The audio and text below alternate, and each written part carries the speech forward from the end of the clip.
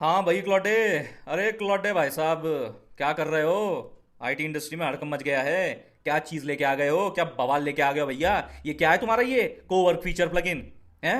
किसी फील्ड को ना छोड़ा तुमने यार। डिजाइन लपेट लिया, इंजीनियरिंग लपेट लिया, उसको भी लपेट लिया, फाइनेंस भी ले लिया, investment banking, equity research, private equity, wealth management, HR, सब कुछ। मतलब भैया, अगर ये सब कुछ पॉसिबल है तो मतलब फिर हम लोग क्या करेंगे?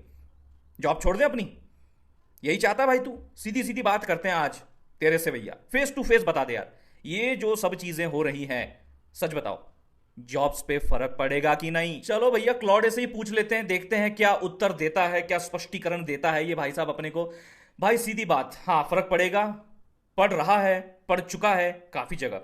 सही बात है, बिल्कुल सही बात कह रहा है। और ये जो फर्क पड़ चुका है और बाकी की चीजें भी हम देखेंगे, सच में पड़ चुका है। अगर आप न्यूज़ देख रहे हैं तो आपको भी डर लगेगा। डर लगना स्वाभाविक सी बात है। कंपनीज तक इफेक्ट हुई हैं, जो भी अपनी इंडिया की आईटी सर्विस ओरिएंटेड कंपनीज हैं वो सब के सब हिल गई हैं भैया। आईबीएम का, बहुत बड़ी कंपनी जिसका आप एग्जांपल ले सकते हो, उसका भी शेयर ड्रॉप हुआ है। मतलब कई कई कंपनीज के तो 30 से 40% तक, मतलब कई केसेस में 40% तक देखा गया भैया ड्रॉप। इतना इंपैक्ट कंपनीज के ऊपर पड़ा है। क्योंकि इनका लॉजिक बड़ा क्लियर होता था, देखो जी, फॉरेन से क्लाइंट्स आएंगे, अपना प्रोजेक्ट देंगे, उसके ऊपर काम करवाने के लिए हम अपने डेवलपर्स, अपनी जो टीम है वो लगाएंगे। अब लेट से एक प्रोजेक्ट पे भैया अपने 10 लोग काम कर रहे हैं, सही बात है।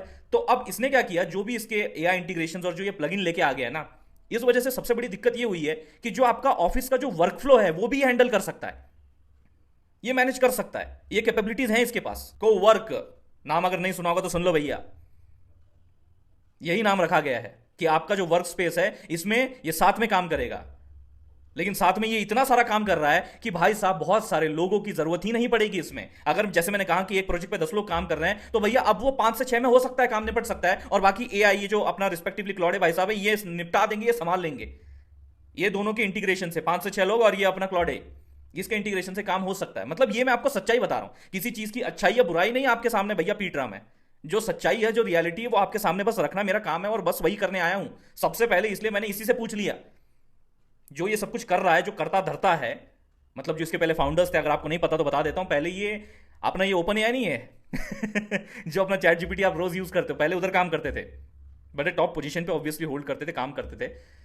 बट फिर उन्होंने वहां से छोड़ दिया और 2021 के आसपास जो है इन्होंने अपना खुद का जो एंथ्रोपिक नाम की कंपनी है, उसमें फिर भैया ये अपना क्लॉडे नाम का जो एआई मॉडल है वो बिल्ड किया उन्होंने। जैसे कि अभी हम लोग चैट जीपीटी यूज कर रहे हैं, वैसे ही इनका भैया क्लॉडे है। और देखते हैं आगे क्या कह रहा है ये। मैं क्या हूं क्या नहीं हूं, स्पष्टीकरण देने की कोशिश कर रहा है। कोवर्क एक बीटा टूल है जो डेस्कटॉप पे फाइल्स और टास्क ऑटोमेट करता है, जैसे मैंने आपसे कहा। लेकिन जो तू सोच रहा है कि मतलब सब कुछ ही समेट लेगा, सब कुछ ही कर लेगा, वो पिक्चर थोड़ी ज्यादा ड्रामेटिक है अभी। अभी सबसे इंपॉर्टेंट वर्ड अभी, ये होगा कभी ना कभी।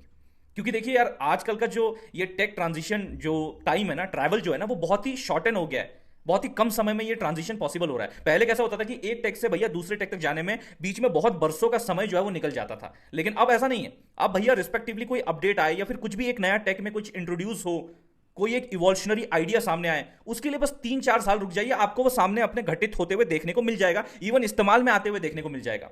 मैं बहुत कुछ अच्छा कर सकता हूं लेकिन बहुत कुछ नहीं कर सकता। आप देखिए क्या नहीं कर सकते हैं, देखते हैं। जजमेंट, अच्छा, relationships, accountability, novel problem solving, ये तो हमको पता है भाई ये तो भैया लगेगा, तेरे को भी टाइम लगेगा, तू at a moment some time in the future you would be able to do this. But ये कौन सी नई चीज बता रहा है, ये हमको पता है। मेसी रियल वर्ल्ड सिचुएशंस को सॉल्व करना, क्लाइंट का ट्रस्ट, तो ये सब चीजें तो हम भी जानते हैं यार। इस सब के लिए अभी भी भैया इंसान मौजूद है। जॉब पे फर्क, सीधा जवाब हाँ जी, तो ये तो पड़ेगा। कुछ रोल्स पे ज्यादा पड़ेगा। रूटीन देखिए कौन कौन से, जैसे कि अपनी data entry, report generation, basic analysis हो गया। जूनियर लेवल, फ्रेशर लेवल के जो जॉब्स होते हैं उसमें ज्यादा फर्क पड़ेगा। एचआर लेवल, एचआर डॉक्यूमेंट्स वगैरह, जो भी आपके स्टैंडर्डाइज पॉलिसीज वगैरह बनाना, वो सारी चीजों पे फर्क पड़ेगा। बीपीओ केपीओ टाइप काम हो गया। उसके बाद नहीं पड़ेगा या कम पड़ेगा, देखिए वो फिर भी ये सही नहीं बता रहा कि मतलब नहीं पड़ेगा वाली चीज नहीं बोल रहा वो, या कम पड़ेगा भी जोड़ रहा है, क्योंकि उसको भी अपने आप को सेफ रखना है ना भैया।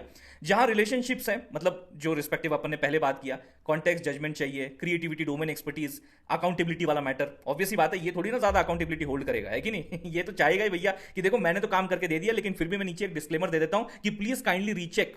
ये तो डिस्क्लेमर देगा ही ना भैया, हर एक देता है, हर कोई देता है, सही बात है कि नहीं। और आगे कहता है कि असली बात जो लोग मिस कर रहे हैं, हर टेक्नोलॉजी शिफ्ट में दो चीजें हुई हैं, कुछ जॉब गई, कुछ जॉब भी आई हैं। सही बात है, बिल्कुल, ये मैं एग्री करता हूं। देखिए हर जब टेक इंट्रोड्यूस होता है ना दुनिया में, तो डेफिनेटली कुछ चीजें रिप्लेस हो जाती है, मतलब उनका रिलेवेंस खत्म हो जाता है, तो वो जॉब चली जाती है। लेकिन फिर कुछ जॉब्स नए इंट्रोड्यूस किए जाते हैं। अब उन नए जॉब्स के लिए आपको रेडी रहना है, because this is the time. ये बहुत इंपॉर्टेंट चीज है जो मैं आपको कन्वे करना चाहता हूं। ये जो ये कह रहा है ना, नई जॉब्स भी आएंगी when this would be introduced, तो याद रखिए आपको उन रिस्पेक्टिव जॉब्स के जो डिस्क्रिप्शन है, जो उसके रिस्पेक्टिव स्किल सेट रिक्वायरमेंट्स है, उनको अपने आप में भैया पिरो देना है, फुलफिल करना बहुत ज्यादा जरूरी है। जैसे मैंने वो एग्जांपल दिया था ना कि भैया देखो 10 लोग जो है एक प्रोजेक्ट मिलकर काम कर रहे हैं, तो फिर बाद में से 5-6 की रिक्वायरमेंट रहती है, तो चलो मान लिया वो बाकी के जो रिस्पेक्टिव 4 या 5 जितने भी थे वो अगर भैया रिप्लेस हो गए, तो जो ये रिस्पेक्टिवली आपके 5-6 बचे हुए हैं, ये क्यों बचे हुए हैं, वॉट इज देयर नीड, वो क्या कर रहे हैं, उनको क्या पता है, कौन सी स्किल सेट्स उनके पास है।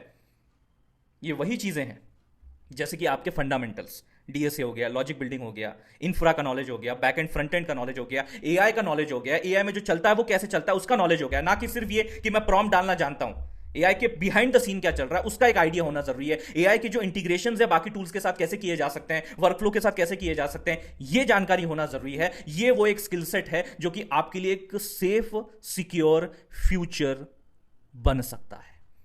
लेकिन अभी भी अगर आप इग्नोरेंट बनना चाहते हैं, even now if you feel कि भाई ठीक है इतना कुछ ज्यादा मैटर करता नहीं है, मेरा तो जो काम है मैं उसी में स्टिक रहूंगा, जैसे मान लीजिए आप वेब डेवलपमेंट में काम करते हैं, तो मेरा तो भैया एचटीएमएल सीएसएस ये जावास्क्रिप्ट इससे काम चल रहा है, तो बस अपने को भैया एआई के बारे में जानकारी हासिल करने की रत्ती भर भी जरूरत नहीं है। मेरा वो थोड़ा ना काम है, मैं थोड़ी ना डेटा साइंटिस्ट हूं, मैं थोड़ी ना एआई इंजीनियर हूं, मैं थोड़ी ना डेटा एनालिस्ट हूं। मेरा जो काम है बस मैं वही में ध्यान दूंगा।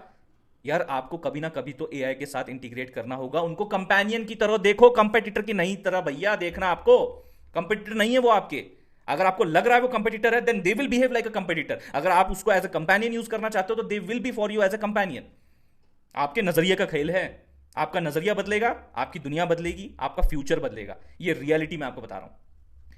एआई आएगा तो क्या आएगा, जैसे मैंने अभी आपको बताया, AI workflow managers, domain expert, उसके बाद आपका लोग जो एआई आउटपुट को वैलिडेट और इंप्रूव करे। एग्जैक्टली दिस इज व्हाट, आप कैसे इंप्रूव करोगे, कैसे वैलिडेट करोगे, जब आपको उसका ज्ञान होगा तभी तो ना भैया। तेरे लिए सीधी एडवाइस, घबरा मत लेकिन कंफर्टेबल भी मत रहे। यही एग्जैक्टली मैं आपको कह रहा हूं कि देखिए आपको जो ना है सतर्क, अलर्ट मोड अपना ऑन करना है। इन सब स्किल सेट पे आपको अपना हाथ आजमाना ही पड़ेगा। Now it is not a option, it is mandatory. अगर अब जागोगे तो आगे चल के सुकून की नींद सो पाओगे। This is what I would like to tell. बाकी ये भी कुछ चीजें ऐसी ही बता रहा है, और मैं भी कुछ यही बातें आप तक पहुंचाना चाहता था, जो इस सिनारियो की रियलिटी है वो आपके सामने प्रस्तुत करना चाहता था। इसीलिए मैंने शुरुआत में सीधा भैया क्लॉडे से ही पूछ लिया। मैं बोला भैया बता दे क्या सिचुएशन है तेरे हिसाब से, क्या तेरा पर्सपेक्टिव क्या है। उसके बाद मैंने भी अलाइनमेंट में अपना पर्सपेक्टिव आपके साथ शेयर किया है। So this is the time. देखिए इंडिविजुअल्स पे फर्क पड़ रहा है, ले ऑफ्स हो रहे हैं, हायरिंग फ्रीज होने की पॉसिबिलिटीज हैं। कंपनीज पे क्योंकि फर्क पड़ रहा है, कंपनीज पे फर्क पड़ेगा तो ऑब्वियस सी बात है जो गवर्नमेंट है उस पर फर्क पड़ेगा, गवर्नमेंट पे फर्क पड़ेगा तो जो कंट्रीज हैं उस पर फर्क पड़ेगा, कंट्रीज पे फर्क पड़ेगा तो ग्लोब पे फर्क पड़ेगा। This is the reality. और आप ये globe, country, government level, company level का टेंशन मत लो, ये अपने लेवल पे अडॉप्ट कर रहे हैं। इनको फ्यूचर में रिलेवेंट रहना है, इनको टिके रहना है, तो ये अपने आप को भैया अडॉप्ट कर रहे हैं, आपको भनक तक नहीं है। लेकिन मैं फिर सबसे लोएस्ट लेवल यानी आपकी बात कर रहा हूं, इंडिविजुअल लेवल, इंप्लॉय लेवल की बात कर रहा हूं। आपको अपने आप को इन सब चीजों के साथ अपस्किल करने की बेहद ज्यादा जरूरत अब है। अब नहीं तो फिर भैया कभी नहीं, सीधी सी बात है।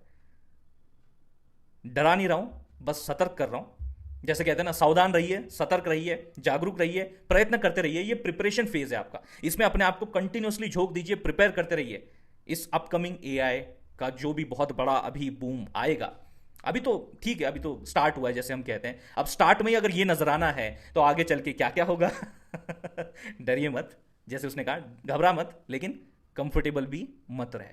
Don't be too comfortable with the situation. मिलते हैं अगले वीडियो में।